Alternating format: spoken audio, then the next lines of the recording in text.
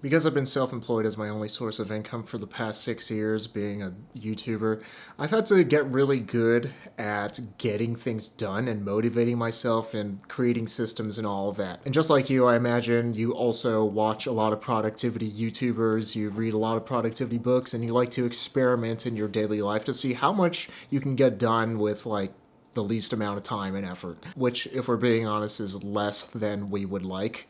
That's just life. And there's a lot of productivity advice and habits that people like to build. And I've tried out all of the 25 that we're going through today. And I'm going to rank them from best to worst to see which ones have worked for me and which ones may work for you. And the first one is a super easy one to make fun of, and it's waking up at 5 a.m.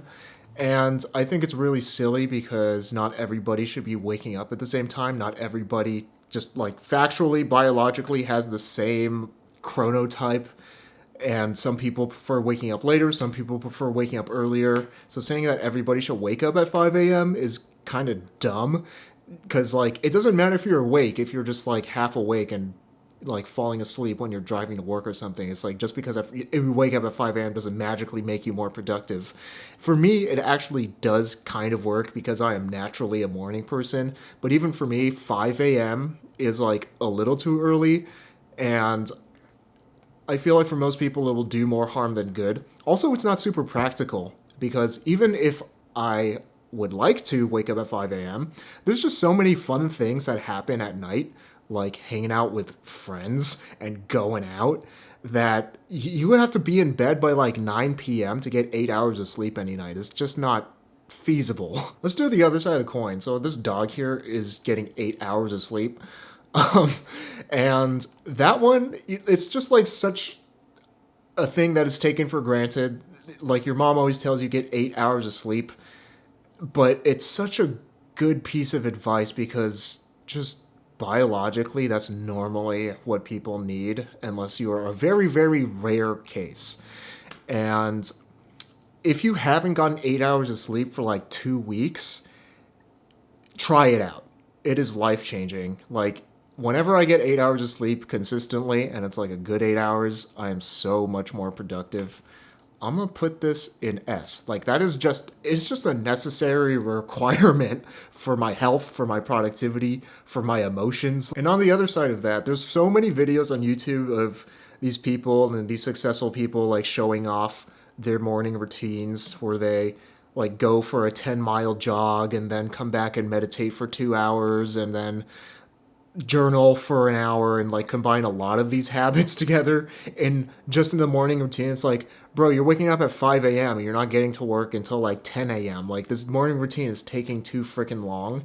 And my morning routine, I found that the best one for me is just waking up, brushing my teeth, doing the dishes from the dishwasher and whatever stuff, making breakfast, sitting down and working. That's it.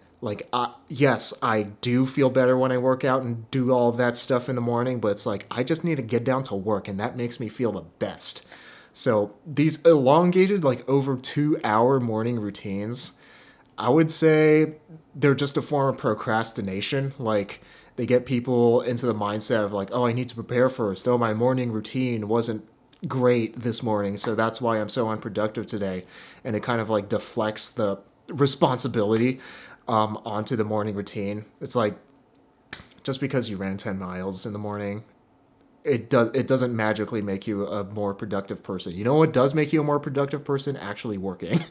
I'm putting the D. Another thing people like to do in the morning is meditate, and this is something I've actually been doing almost every day, except for the past 6 months. For the past 3 years or so. And I do feel noticeably better when I meditate, and I do feel more clear-headed, more calm, that I'm able to focus more easily. It just gets my level of stimulation down to a reasonable amount where I can just focus on my breath and all that good stuff. It doesn't necessarily make me more productive though. It just feels good to do and I like doing it. I'm putting it in a B. Journaling is a really interesting one for me because every time I try to journal, I have a really hard time keeping up with the habit because most days I just don't feel like journaling. The one journaling habit that I've tried that has been the most successful in me sticking to it every day, but even then I don't stick to it every day, is this thing. It's called the 5 Minute Journal. They didn't sponsor this video or anything. They just sent this over to me for free because I made like a video saying how their productivity planner really helped me out. And I'm trying it out, and it's been really helpful just because it's so short. Like, it takes 5 minutes a day, and that's something I could very easily commit to. And then when I look back at it, I'm really glad that I wrote in it because I can remember my life in so much more detail and not feel like time is slipping through my fingers as I rapidly approach the last year of my 20s. The reason I don't keep up with journaling every day because a lot of times I feel like I don't need to journal every day. I don't need to organize my thoughts. I'm a pretty extroverted person, and the way I usually organize my thoughts is just by talking to people, which makes journaling sometimes feel a little repetitive. It does super come in handy when there's like some big shit going down and I really need to organize it and I need to see it on paper so that it becomes more digestible. I put journaling at a C. Another thing a lot of people like to do in the morning or before they go to bed is say their affirmations out loud to visualize their lives and all that. And it sounds like kind of hokey, but in my experience, it kind of works, as cheesy as it sounds, because saying an affirmation out loud for a goal that I want to accomplish or just something I just generally want to practice, like I want to be more patient and understanding and all that stuff, and and just saying it every day and keeping it at like top of mind awareness actually helps me to achieve those goals. But it's also hard to measure it because it's like, well, is it happening because I'm saying those affirmations or is it happening because I am changing other things in my day? So I'll just put it at a C. And a lot of people really like time blocking, which is planning every single minute of their day. I've tried this out for a few years and it just does not work for me because I guess it's like Filipino genes or something, but I am just terrible at planning realistically. Like, whenever I make a day block plan, it usually falls apart by like 10 a.m. because something comes up that needs my attention, or things just usually take like 2 to 4 times as long as I think it'll take, and then the entire plan just falls apart. When I'm planning, I'm usually like way overly ambitious about what can realistically be done in a day. For me, this is a D tier. So instead of time blocking my stuff and saying that I have to get this amount, I wish I was that cool of a driver. Instead of time blocking stuff, for me, what really works is just saying, is my number one most important thing for the day, and then my number two and number three. So just setting priorities. And I use this because of the productivity journal, wherever it is. Here it is. Again, not sponsored, same company. But this really works for me because it just asks, like, hey, if you only accomplished one thing today,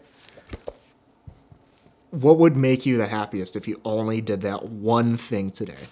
And for me, that is a lot more digestible than saying, oh, by 11:45, I need to be on the way to lunch or whatever. It allows me to focus on my day more because it's like, I need to get this 1 to 3 to maybe 5 things done today, and I can actually stick to it a lot better. And if I don't stick to it, it feels much better because it doesn't derail the rest of my plans because it's a lot more flexible. And by doing this, I do feel like I get a lot more done and I feel a lot better about the work that I do get done rather than focusing on the things that I didn't get done, which is what happens when I time block. So just setting my priorities straight and doing like the hardest thing first, the most important thing first, makes me feel so much better, and I'm going to put this at an A. My beef with productivity apps is that they require you to be on a device that is full of distractions. And usually it's the phone, sometimes it's the computer, but either way, you're connected to an endless world of distractions if you are using a productivity app, no matter how well-intentioned the productivity app is. And I understand that some productivity apps are completely necessary just to get work done between people, like Google Drive or Trello or whatever. But as far as like planning anything, like writing out videos or planning videos and stuff, I like to do it on paper because I can do this when the computer is off. And I can just focus on the one thing. Like, there's no distractions on my yellow legal pad. And a lot of times I feel like people can get sucked into their productivity apps and how they're setting up their systems when it's there to help you, not to take up your time. And sometimes it can do more harm than good, so I'm going to put it at a D. But a subgenre of productivity apps that I find really helpful that I have a hard time imagining living without are website blockers and app blockers, and that's what this blue icon over here is. It's the app blocker I use, and it's creatively called App Block. And this allows me to block distracting apps and websites on my phone, and it even allows me to do stuff like block it for a certain period of time, or block it for when I'm at home or in a certain location or whatever. And even do stuff like block adult content. The smartphone is both the best modern invention and also the worst modern invention, because there's no denying that it's super useful and that we just need it for day-to-day life things like plane tickets or concert tickets or navigation when you're traveling. But then it's also the worst thing ever because pretty much every single app is designed to keep you on it for as long as possible, and it just vacuums your life away. And so app blockers for me have become an essential piece of my phone for the past like 6 or 7 years, because it allows me to get rid of the stuff I don't want about a phone while still keeping the good stuff and still keeping it useful. And for that, I'm going to put it in the S tier. Like, I just need a phone, but I don't want to be scrolling on Instagram or watching YouTube videos for 6 hours. That says a lot, because this thing is so terrible that something that limits its functionality has become essential for me. That's what S tier is. Quitting social media, that's like an A. And yeah, like, I'm a full-time YouTuber, and other than YouTube, I don't really use social media. And even when I do watch YouTube, this is what my YouTube looks like, okay? I have this extension called Distraction Free YouTube, which also goes along with the app blocker thing.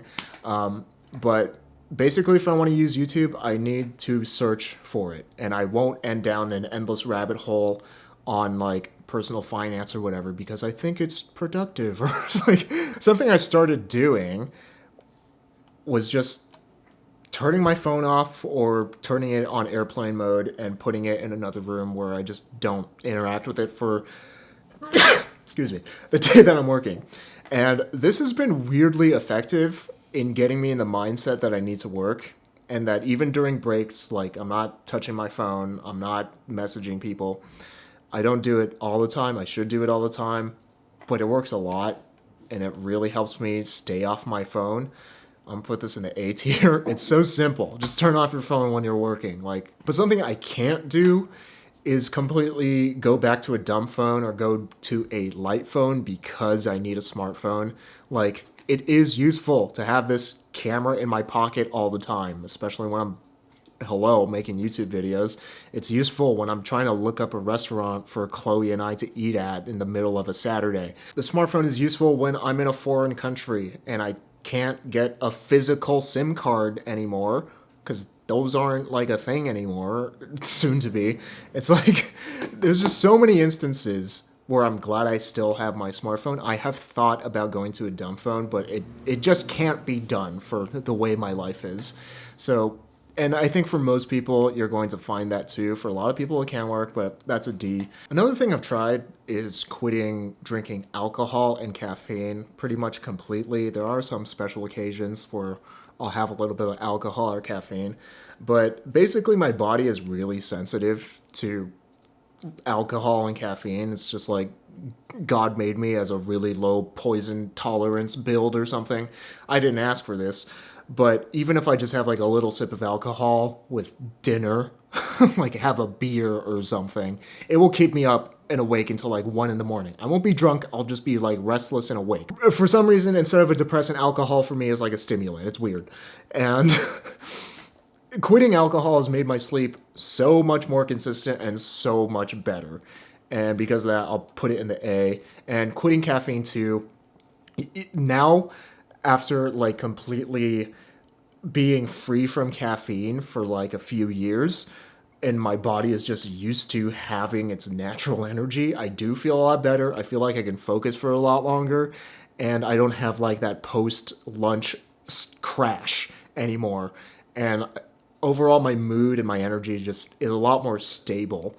And I'll put that in an A as well. This next one might sound kind of weird, especially if you're not familiar with it, but it's called Nofap. It's basically a community of people who are like trying to get over their pornography addiction. And I used to struggle with this a lot. And once I started it, I did notice that I did feel better. I had more energy. I could think more clearly. And overall, it made life better. So on NoFap, guys will abstain from watching or looking at pornography or sexually suggestive images and abstain from masturbation. And it's weird because it does sound really like old-timey and quaint and puritanical, but it really works in giving me more energy and energy to think clearly and to like go after what I want in life rather than wasting my energy and honestly kind of fucking up my brain on pornography. So this is actually going to be like, I'll put it an S. Like, it was that much of a turning point in my life for me.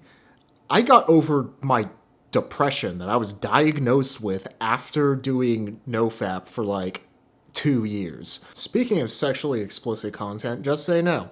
No, I'm playing. But this is like, say no to most things. If people ask you to do something and you're like not super excited about it, just say like, nah, I can't do it. And I do this a lot with taking on projects that I don't want to do. Like, I get a lot of sponsorship offers, but I accept maybe like 0.3% of them. And giving myself the ability to say no to obligations that I don't want to do has made me realize that I can focus on the stuff that actually matters. So it's pretty good. It's saying no is like an A. Like, it's just basic boundaries. Reading is such a tricky one because you can read a book that is life-changing, or you could spend like a week reading a book and then completely forget about it the next day. And I've read pretty much every mainstream and even some non-mainstream productivity books under the sun, you name it. I've probably read it and done the exercises in it. And my problem with reading, though, is that a lot of times it doesn't lead to any action and it doesn't lead to any change, and it is just, at the end of the day, consuming content unless you decide to actually make a change in your life. And it can be helpful and it can be life-changing, but for most of the books that we read, that's not going to be the case. So I'll just put it at C, very middle of the road. And then productivity YouTubers, I would say, are the same thing, except even more so. Like, how many of you are watching this video right now just because you don't want to actually sit down and do work? Like, it's just consumption on another level, and the fact that YouTube has an endless sea of productivity YouTube videos that make you feel like you're getting work done, but you're actually just sitting there and watching YouTube, I think is really hurtful, which is silly of me to say because I am somewhat of a productivity YouTuber, but at best it's a D because most of the time nobody makes any change out of the videos that they watch. And one of those videos that you probably watched was cold showers. And I recently just finished it was like 60 or 70 day experiment doing cold showers. And while it did make me feel really good, it was really hard to do. And because of that, it's a B. And especially in winter, like, it's so freaking hard to do cold showers in winter. Pomodoro timer. So working for like 25 to 30 minutes at a time and then taking a 5-minute break. For me, this is something that's essential. Pretty much essential, almost. Because if I just tell myself, I need to sit down and record a video, it's really hard. But then when I think about it in terms of how long it's going to take and how many Pomodoros it's going to take, it's like, all right, recording a video, that's maybe 2 Pomodoros. That's 1 hour. It's so much more digestible because I can see that there's a break in it, and then it's like, all right, I'll just get started. And a lot of times, especially when you're self-employed or you're a student and you're responsible for your own studying and all that stuff, it's very hard just to get started. And that's like the hardest part of the day, is just sitting down to work. So the Pomodoro is like an A tier. But speaking of sitting down to work, that's what this one is. That is like a superpower. Just sitting down to work at the same time, at the same place, every single day, regardless of how you feel, is a superpower, and I feel like is a key to actually getting shit done. Because all of this other stuff, like meditation or affirmations or having your morning routine or journaling, all of that stuff is to make you feel like you want to work. But having the determination and the willpower just to sit down and do it, like that is what actually sees results, and that is an S. And I find that when I sit down to work, even when I don't want to work, like hell, I didn't want to record this video today, but here I am. I showed up. I'm working. Once I just get the ball rolling, that's when I start to see real progress in my projects. And it all just starts from deciding I'm going to do it. Everything else is kind of superfluous. And along with that, having a dedicated workspace, I feel like is super underrated, especially nowadays when there's so many more online classes or jobs that you can do remotely. But back in 2023, I rented out an office space because I was in Taiwan, and Taiwan is so freaking dense that you can't even get a seat at Starbucks. So I rented out an office space, and I found surprisingly that I was the most efficient in the office space, just because mentally, when I have a place to go, it's like, okay, that's where work lives. That's where I get work done. If I'm not working there, that means I'm just taking a break, but I still need to get back to work. Like the frame of mind is completely different. It was a nice environment, but it was still kind of like it's an office. Like, how nice can an office be? It's not a place you want to be all day, every day. It encouraged me to get my work done so that I could leave and go back and relax. And it gave that clear distinction between when I was working and when I was not working. That is super important when I'm self-employed. But it is kind of expensive and it's not feasible for everybody. So I'll put it in A. I feel like this next one is really underrated because in the productivity sphere, we're always kind of thinking about how to maximize our time and maximize our efficiency. And this one is chillin'. Like I'm just sitting here and playing Elden Ring. And I feel like the value of just chillin', just doing your leisure thing is really underrated because like sometimes I work overtime. Overtime. There's no overtime when you're self-employed. It's just time. But I feel like really drained at the end of the day and I need to do something relaxing and recharge. And even if I finish my work late, I still need like 2 to 3 hours just to decompress so that I can sleep well. If I don't, like, I'll have nightmares about work. All work and no play makes Zach a dull boy. That's like a high A. And this last one is working out. Easy S tier. Whenever I work out, whether it's doing calisthenics or riding my bike or running, I feel way better. I feel way sharper and I'm able to get more done in less time and feel good about it. Like when on the days that I don't work out, I'm just like, why am I even bothering? Like I should just work out. Because it's just such a no-brainer that it makes my day better. You know, it's also good for my health. Also put this like way up. S tier. Nothing is an F because I feel like the intention for everything is good and there's benefits to be had for every single thing. It's just some things are a lot better than others.